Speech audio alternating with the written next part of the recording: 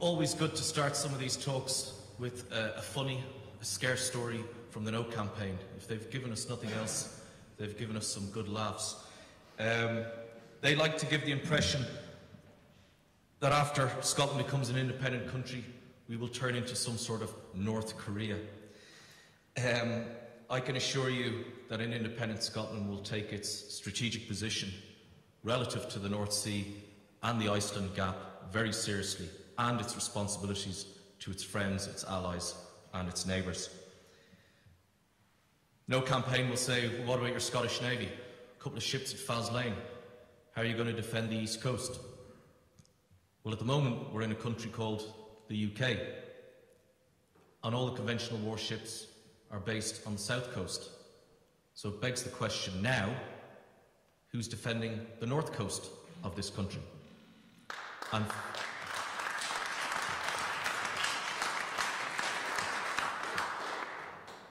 And from some of the reports we saw in the news last year, it would appear that Whitehall are defending our North Coast via Twitter.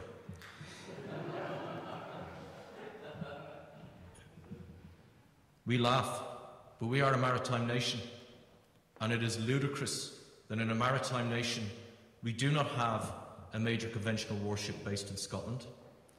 We do not have an amphibious capability in Scotland with the loss of our Royal Marines from Arbroath. And we, Scotland and the UK, with the loss of Nimrods, have no maritime patrol aircraft capability.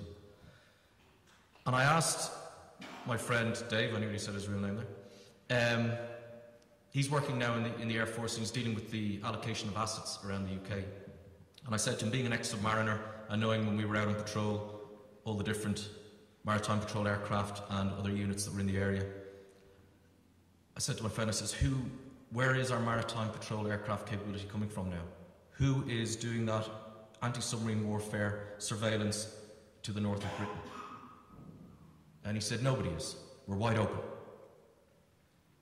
It's getting to the point now where if we did have people invading Scotland, we have two options. We stick a pitchfork in their eye, or we nuke them. People say, how are we going to afford defence in an independent Scotland? That is to imply that we are currently getting our defence free from Whitehall. We will get our defence and pay for our defence the way we pay for it now, and that's through our taxes.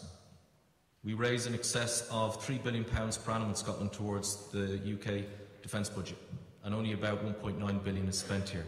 So if we spend somewhere in between, £2.5 billion, comparable to places like Denmark, Norway, Finland, etc., we will actually get more defence for less. Large defence companies have seen their business in Scotland contract over the last 20 years, while the Ministry of Defence down south ring fences money for US-based Trident defence contractors. And when it comes to small to medium-sized defence companies, they have been completely overlooked by Whitehall, where only 1% of such contracts come to Scotland. I'm a teacher now, I'm a physics teacher, and Scotland has a rich tradition in education, science and engineering, and only recently 5 Scottish universities were named in the top 200 in the world. So we have that skills base, and that's where defence industry goes, where there are skills. We have the extra money that we can spend with independence, and with an independent Scottish government we can come up with a defence industry strategy tailored specifically for Scotland and Scotland's needs.